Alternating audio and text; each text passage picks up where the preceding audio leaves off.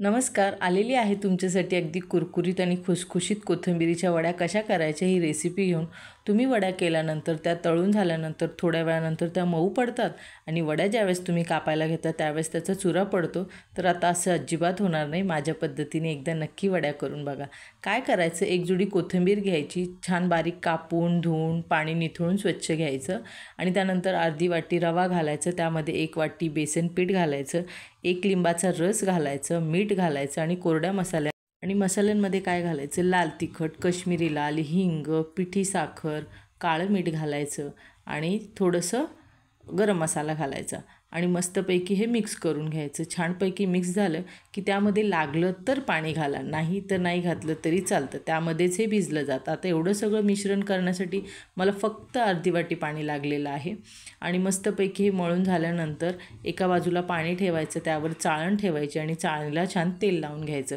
आता वड्या ज्यावेळेस तुम्ही शिजायला लावता त्यानंतर वड्या शिजल्यानंतर काहींच्या वड्या ज्या असतात ना त्या चिरतात आणि त्या चिरला की मग कापायला घेतलं की मग त्याचा चुरा पडतो। मग काय करायचं, हाताला पाणी लावायचं आणि असं अजिबात तडा न जाऊ दिलेले रोल बनवायचे आणि ते वाफवायला ठेवायचे आणि फुल गॅसवर 10 ते 15 मिनटं इथे ह्या वड्या आपण छान झाकण ठेवून वाफवून घेऊयात। आता इथे 10-15 मिनटं झाल्यानंतर आपण बघूया ह्या वड्या झाल्या आहेत की नाही। तर आता हे कसं बघायचं आणि कसं चेक करायचं की आपली ही वडी आतपर्यंत शिजली आहे की नाही। मग काय करायचं, त्यामध्ये एखादी सुरी किंवा माचीसची कांडी वगैरे रोवून बघायची, जर ती क्लीन जर बाहेर आली तर समजायचं आपल्या वड्या परफेक्ट झालेल्या आहेत।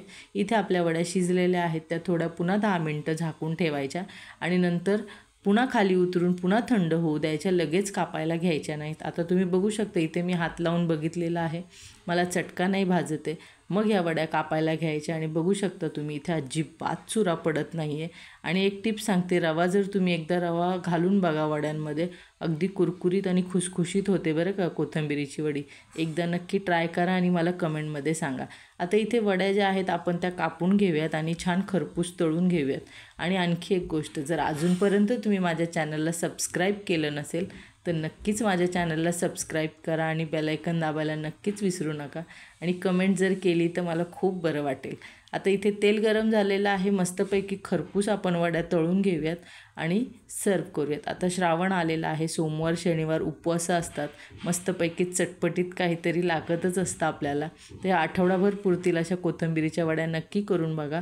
व्हिडिओ कुठून बघताय कमेंटमध्ये सांगा आणि व्हिडिओ आवडला तर लाईक करायला नक्कीच विसरू नका मंडळी, कारण की खूप मेहनत करावी लागते तुमच्यापर्यंत व्हिडिओ पोहोचवण्यासाठी।